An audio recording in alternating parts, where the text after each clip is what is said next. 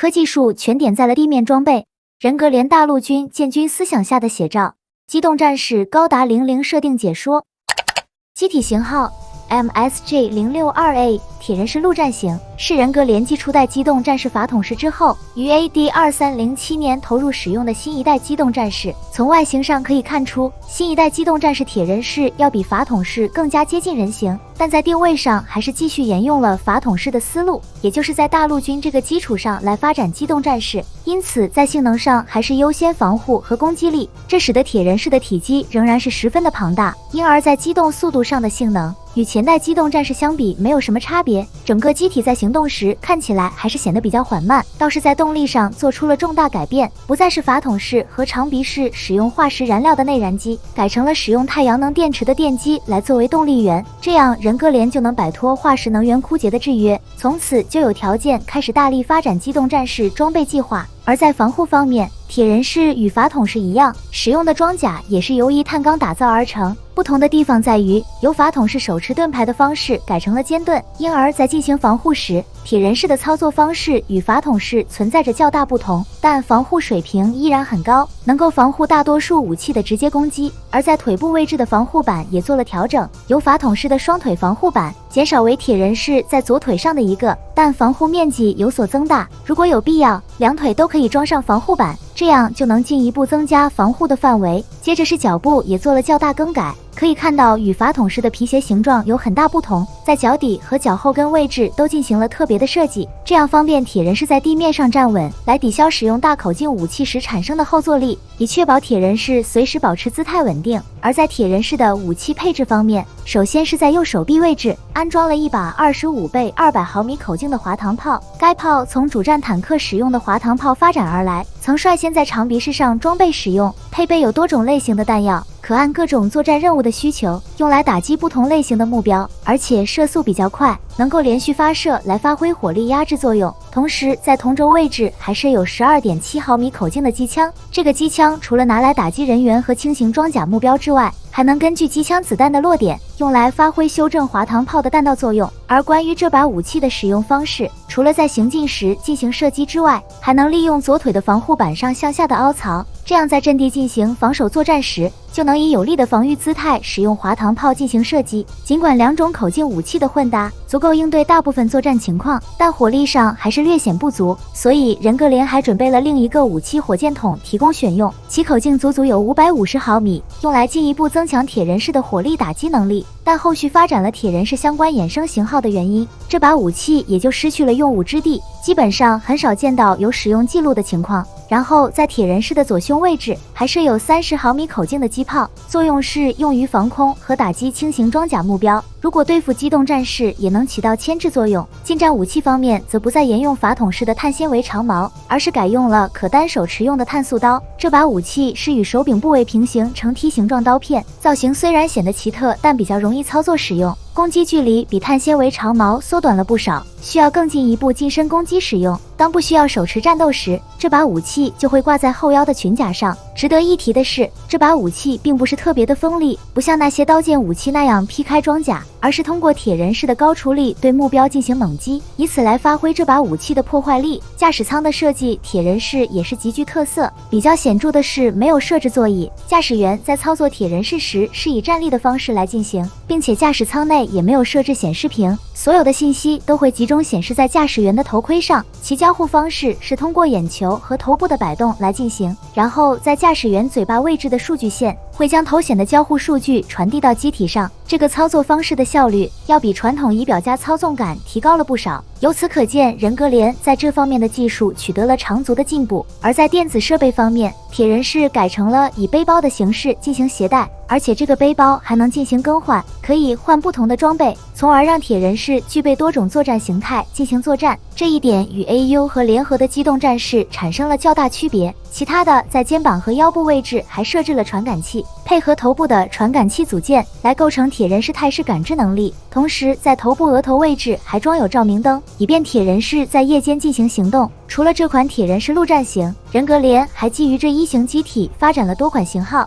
这其中的一款是型号为 MSJ062LC 的铁人式远距离炮机型。可以看到，在头部位置安装了一个巨大的火炮，该炮是50倍300毫米口径的滑膛炮，其有效射程为20公里，最大射程也能到40公里，而且在依靠传感器的辅助下，还能对敌发起远距离的精确射击。可以说，这一型铁人式是人格联重要的攻坚利器，因此在多数情况下都会与铁人式陆战型一起部署进行协同作战，来发挥为友军提供火力支援的作用。由于火炮的后坐力十分巨大，使得经过改进脚部结构也不足以保持稳定，所以在后腰位置增加了一个柱厨结构，其伸出的部分比较尖锐，以便深入地面来支撑机体保持稳定。接着是驾驶舱也进行了调整，增加了1名成员来负责炮手职责。剩下的变化是腿部的防护板有所增大，尽可能的防御对方人员从地面发起的攻击。左胸位置还有30毫米机炮，继续用来发挥近距离的防御作用。虽然是铁人式陆战型的底子，但这一型机体已是火力打击的特化机型，并不能切换回原来的形态进行战斗，因此自身的防护能力十分有限，在作战时需要铁人式陆战型提供保护。不过由于本身的射击距离足够远，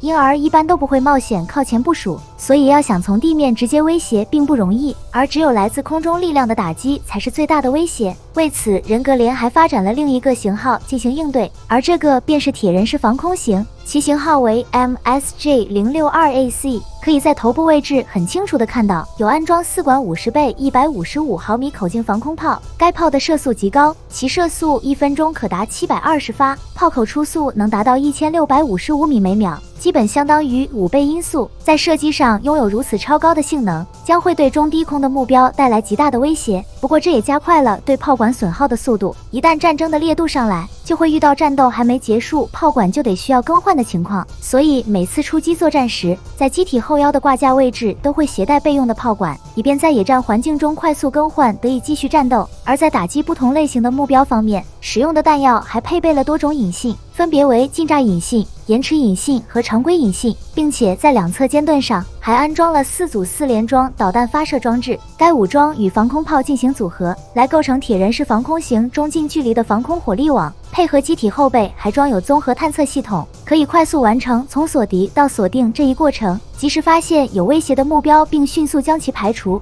值得一提的是，自从遭遇到天人组织的高达以后，其散布的 GN 粒子使得各型导弹失去了精确打击能力，这个对铁人式防空型的防空导弹也不例外。所以铁人式防空型针对这个情况进行了调整，将导弹改成了线控的方式来进行制导，以此来规避 GN 粒子带来的影响。剩下的在左手上还携带有6管60毫米口径机炮，用来支持打击近距离范围内的各个目标。该武器的射速同样很高，为了尽可能延长炮管的使用寿命，采用了水冷的方式来防止过热，同时在底下还配有一把碳素刀用于近战，这样铁人式防空型就具备了独立应对 MS 的能力。当遇到对方机动战士时，就不再需要其他友军单位提供协防保护。倘若遭遇到了比较危急的情况，在胸口和肩膀这几个位置还设有烟幕弹发射器，直接释放产生巨大烟幕来为自身提供掩护。剩下的在左胸位置还有30毫米口径机炮，继续发挥原来的近距离防卫作用。从整体上来看，铁人式防空型的作用其实与自行高射炮一样，都是伴随地面主力部队承担野战防空职能。在刚刚投入使用的 AD2306年，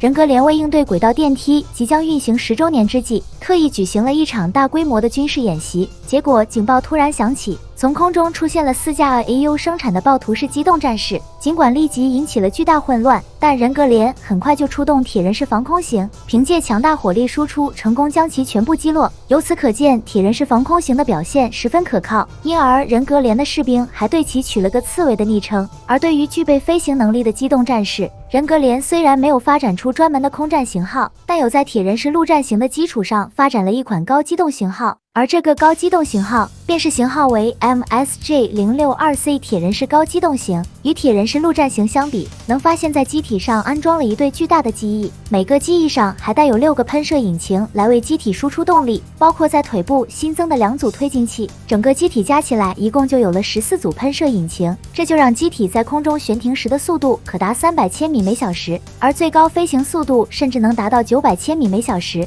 不过这些并不足以支持铁人式高机动型进行空战。更多时候还是选择降落地面进行战斗。所以为了避免机翼给自身造成障碍，还将机翼做成了可折叠的结构，只需要数秒的时间就能完成折起回收。除了这个机翼部件之外，左右2个肩盾和肩膀传感器位置也换成了大小共2对为1，以便机体在空中改变飞行方向。剩下的包括武装和电子设备在内，均与铁人式陆战型相同，没有区别。倒是在手臂上增加了一个护盾部件，其坚硬程度甚至能挡住能天使高达的 GN 剑，可见人格连的机动战士在防护上是十分的给力。反倒是后腰因为机翼的关系拆掉了裙甲，但保留了挂架用来收纳碳素刀，所以铁人式高机动型在落地以后，作战模式就跟铁人式陆战型一样没有差别，随时可以换成碳素刀与敌方 MS 展开近战，利用腿部喷射引擎提供的动力，以极快的速度向对方进行突袭。这一点就让铁人式高机动型增强了不少。而另一把200毫米口径的滑膛炮，在空中时可以像武装直升机一样，在低空位置去发挥火力打击作用，这就补足了人格连在空中打击力量上的空缺。虽然用途得到了扩展，但铁人式高机动型主要作战能力还是在地面之上，并且驾驶的难度要比铁人式陆战型的大。而在这里面水平比较高超的驾驶员，至今为止只有谢尔盖·斯米尔诺夫能在天人组织发动的一场武力介入行动当中，一度险些给能天使高达造成重大打击。虽然一开始持有武器的右手被直接斩断，但还是瞅准了机会，一把抓住了能天使高达的头部，打算就此夺下能天使高达的一部分。但是2架机动战士的性能毕竟差距过大，最终被能天使高达使用 GN 光束剑反制。谢尔盖很遗憾的在这场战斗中败北。虽然在这场战斗中，铁人式高机动型的性能表现十分抢眼，但是造价却比铁人式陆战型要高出不少，所以没有在人格连的军队中大量装备使用，倒是有基于这个型号的基础上开发了新的改进型号进行量产，而这个型号便是铁人式高机动 B 型。可以看到原来的机翼结构已经取消，不再具备飞行的能力，机动方式改成了以气垫的方式来进行。所以相比铁人式陆战型的主要变化，就是在腿部加装了悬浮推进器，这样机体在腾空后就可以进行高速机动。由于这一型铁人式高机动型经常部署在沙漠戈壁地带，所以在手臂的关节和腰部等处都做了防尘处理，来避免影响机体的运作。手持的武器上也跟着做了调整，新增了一把50倍200毫米口径的滑膛炮，跟原来铁人式陆战型的相比，取消了同轴的12.7毫米口径机枪，换成了一把矩形的碳素刀，作用跟步枪上刺刀一样，发起突击时无需更换装备，直接展开近战。而射击上的威力则跟原来大差不差，对付机动战士时打击效果依然显著。如果有必要，可直接换装铁人式陆战型的武器。然后为了方便协同多架机动战士进行作战，在铁人式高机动 B 型的基础上，人格连还专门开发了用于指挥作战的机型，而这个机型就是指挥官用铁人式高机动 B 型。其明显的变化是两侧的肩盾之上增加了增强通讯用的模块，这个模块是可拆卸的装甲板和通信组件的结合体。可以看到在模块之上竖起了4个天线，包括头部也进行了相应的更改，加起来就是一共新增了5个天线，这就让机体看过去就如同路由器一般，能让己方的作战单位像接入路由器的 WiFi 一样，在接入到数据链后方便进行协同作战。为此，铁人式指挥官用高机动 B 型在情报信息处理方面的能力也得到了加强，其强大的态势感知能力可以帮助指挥员迅速掌握战场各个情况，从而最大限度发挥出己方作战部队的战斗力。由于新增了这些设备，让机体有所增重，为了确保机体的机动性能不会因此下滑，在动力上也进行了增强。增强之后的机动性能十分突出，在人格联军中仅比给超兵使用的机型逊色，所以即使单机作战，指挥官用铁人式也足够应对。当然正常情况下还是多架机体进行协同作战，按照人格连的作战编制，每3架机动战士组成一个小队，然后由指挥官用铁人式来率领3个小队，一共10架机动战士组成作战单位进行作战。而谢尔盖就有驾驶过这架指挥官用铁人式按照多架机动战士的编制进行协同作战，一度在捕获天人组织高达的作战中大显神威。但比较遗憾的是，在返航的途中突然间就被做天使高达2型直接搅乱，队伍中的大多数机动战士很快就被 GN 獠牙击破，连谢尔盖驾驶的指挥官型铁人式也未能幸免。最终这场高达捕获作战惨遭失败，而比较庆幸的是，谢尔盖没有被对方的攻击波及到自身，没有直接在这场战斗当中阵亡。